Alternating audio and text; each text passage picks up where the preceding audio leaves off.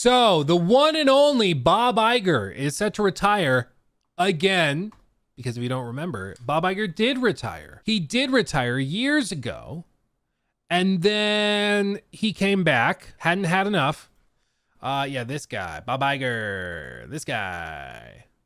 This is the guy. Bob Iger runs Disney, has been running it into the ground very confidently for years.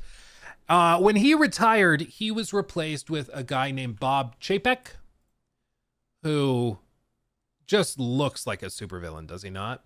Bob Chapek came in. His whole thing was going to be like Genie, whatever, Disney Genie Plus, Ultra, whatever. And he was going to do like a ton of stuff to try and streamline the business and the parks and everything. But basically his whole philosophy was we're going to raise the price of everything. His baby was also like the Star Wars hotel. That was the thing he saw through. And it was also a disaster. Famously recently it closed. His big expansion that he worked with Iger on was the Star Wars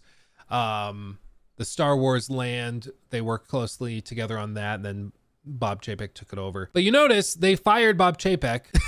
there was a lot of drama surrounding it. Basically, investors thought that he had no idea what he was doing and he was harming the brand, and it just wasn't working. So then Bob Iger was called out of retirement. He came back and he agreed to work with them for a few more years to try and right the ship. And now they are looking at actually hiring in a full replacement. And one of the people that's come up is EA CEO Andrew Wilson. Now, do I think he actually ends up getting the job? It's probably not super likely. It's possible, but it's probably not super likely. Most likely it ends up being somebody that's been with Disney for years and years and years, and it's like an inside hire. That would be my guess. That's how they typically do it. But the reason this news is breaking, whenever you see Wall Street Journal sources are saying this, it's because they're throwing it out there to see public perception. They want to see whether the public would respond well to this. Because to the executives, they view Andrew Wilson as a very capable leader. He's led EA through multiple years of expansion, many years of expansion. It's a multi-billion-dollar corporation that's done very, very well. And he has a history of working with Disney IP. He's made the Star Wars games, which were all great, right? The Battlefront games? No? Okay, well, there's that. He's worked with other big companies. Famously, he's done a lot of stuff with the NFL, with Madden. Previously, he worked with FIFA for the FIFA games. But now it's the football championship games. So he understands how to work with big, famous IP and make them profitable. Okay. So for those executives, they're looking at it and they're like, this is the guy. But I think to most of the public, they view Andrew Wilson as like part of the problem with corporate America and entertainment, taking a beloved franchise and then turning it into an over monetized mess in the form of Madden or FC, or even like the Battlefront 2 debacle, where it was so filled with loot boxes and the star card system. It was so toxic that Disney had to step in and like tell them to stop and cut that stuff out of the game. Like, it was so bad. It was a worldwide scandal. So I can understand why a board of directors might think that he's a great pick. But historically, the head of Disney it's not even really a purely CEO position. Historically, the CEO of Disney has been much more involved in like marketing. They end up on camera a lot. You remember all the stuff that like, what's the old guy? Michael Eisner. If you've watched any Defunct Land videos, you know exactly what I'm talking about. He was in all these videos where he would be talking with Mickey Mouse about the launch of a new ride and stuff. The CEO is very visible and very like public facing. And you got to have people on your side. And I'm not sure if he's the one to do that. Is he a nice guy in real life, in person? I have no idea. I've never met the man. He's probably not like cruel or mean. I just think that he is a corporate shark, and his primary concern is to milk franchises for all they're worth and get the most money extracted out of consumers as possible. And that's what he does. And that's probably why the board of directors is really interested in him, because they're like, oh, so he knows how to take a beloved franchise like Star Wars and milk it. Great, let's do that.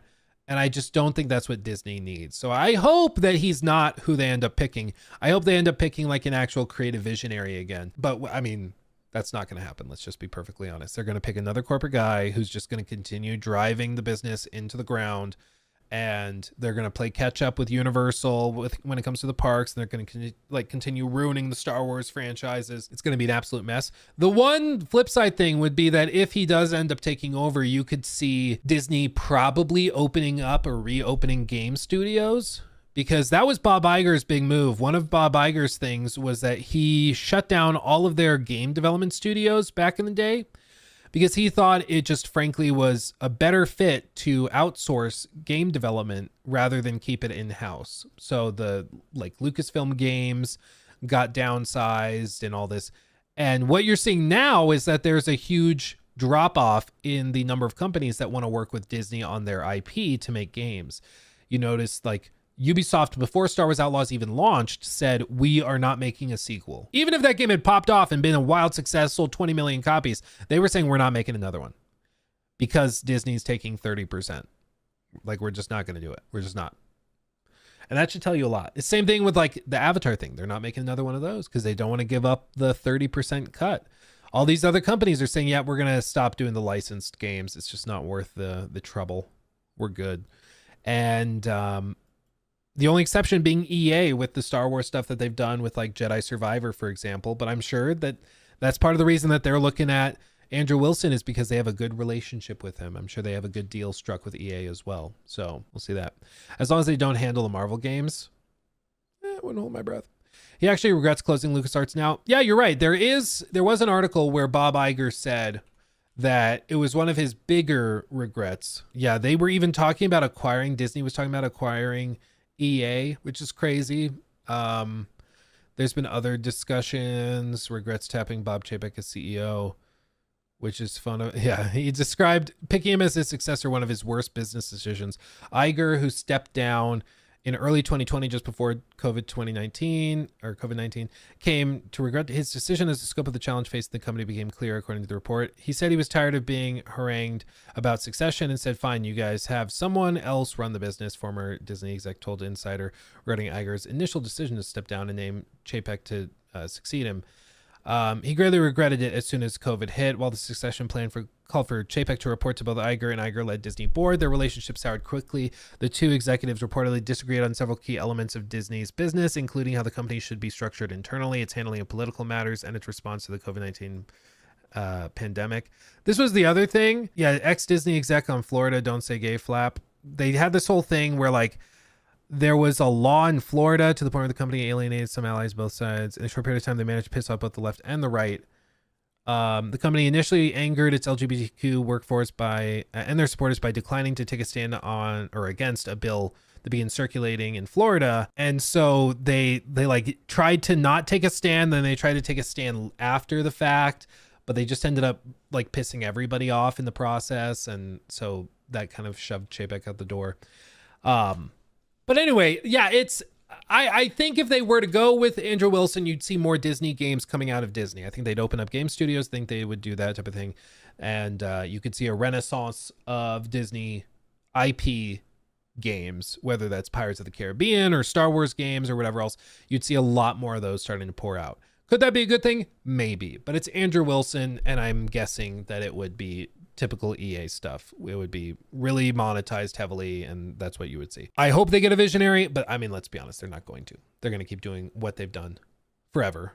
And I think that they're going to hire another corporate bigwig, and that's unfortunate, but that's just how it's going to be. Loot boxes on Disney Plus would be crazy. Yeah, you pay $5 and you get a loot box, and those are the shows that you can watch.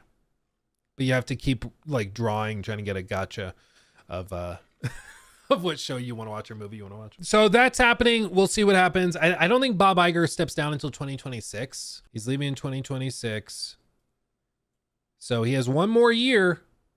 But I think their goal is to figure out the successor by early to middle of next year and then let them work side by side with Iger for 6 months or 9 months so that they have some experience on it before he leaves in early 2026. We'll see if that works. I mean, Disney has done such a bad job, like You see this uptick since the rumored reports of Andrew Wilson becoming CEO. You better believe the board of directors is watching that.